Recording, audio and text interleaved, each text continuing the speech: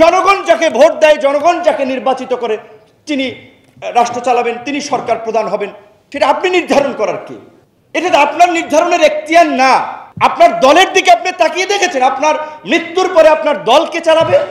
আপনার দল কি বঙ্গবন্ধু মারা যাওয়ার পরে যেভাবে 5 ভাগে ভাগ হয়েছিল, আপনার মৃত্যুর পরে আপনার অনুপস্থিতিতে আপনার দল কয় খণ্ড হবে একবার তাকিয়ে দেখেছেন? কে আপনার উত্তরাধিকার?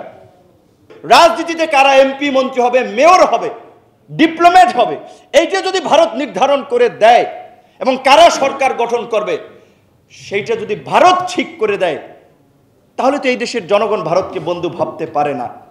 যার ফলে এই একতরফা দামি নির্বাচনে সমগ্র ইউরোপ এবং মার্কিন যুক্তরাষ্ট্র বাংলাদেশের গণতন্ত্রের পক্ষে যেভাবে জোরালোভাবে দাঁড়িয়েছে, ভারত তার বিপরীত আকাঙ্ক্ষায় দাঁড়িয়েছে, যেই কারণে এই দেশের মানুষ নির্বাচনের পর স্বপ্রণোদিত হয়ে শুধু বাংলাদেশ নয়, আন্তর্জাতিক পরিসরেও ইন্ডিয়ান পণ্য বয়কট করছে এবং ভারতীয় আধিপত্য আগ্রাসনের বিরুদ্ধে প্রকাশ্যে আন্দোলন, সংগ্রাম, মিছিল, মিটিং করে যাচ্ছে এবং এটা আরো তীব্র হবে যদি ভারত তার চরিত্রের বদল না করে।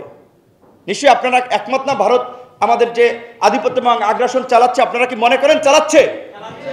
ভারতীয় আগ্রাসনের বিরুদ্ধে কি আপনারা সোচ্চার হতে চান? অবশ্যই দেশ রক্ষার জন্য আমাদেরকে এই আধিপত্যবাদ এবং আগ্রাসনের বিরুদ্ধে সোচ্চার হতে হবে।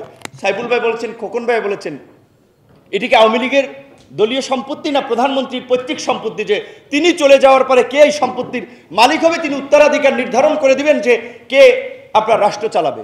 জনগণ যাকে ভোট দেয়, জনগণ যাকে নির্বাচিত করে তিনি রাষ্ট্র চালাবেন, তিনি সরকার প্রধান হবেন, সেটা আপনি নির্ধারণ করার কি? এটা তো আপনার নির্ধারণের এখতিয়ার না। আপনার দলের দিকে আপনি তাকিয়ে দেখেছেন আপনার মৃত্যুর পরে আপনার দল কে চালাবে?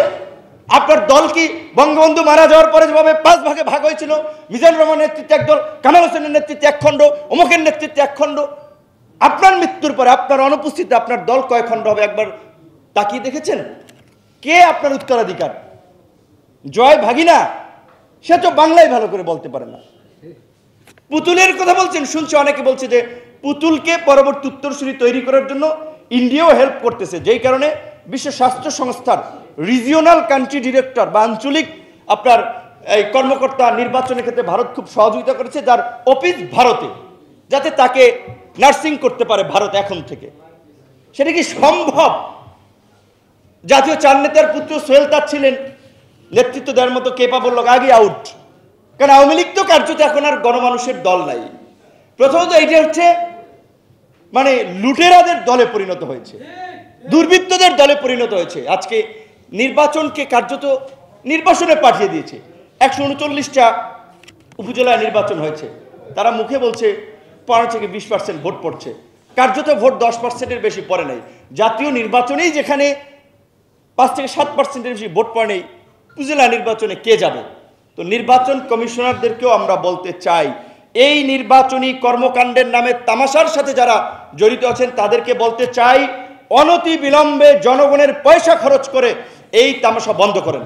আপনারা বলেন যে এই তামাশা জনগণের সাথে প্রহসন, বেইমানি, ইত্রামি আমরা করতে পারবো না, আপনারা পদত্যাগ করুন, অন্যথায় শুধু আওয়ামী লীগকে ধরবে না, আপনারা আর 2-3 বছর পরেই কিন্তু অবসরে যাবেন।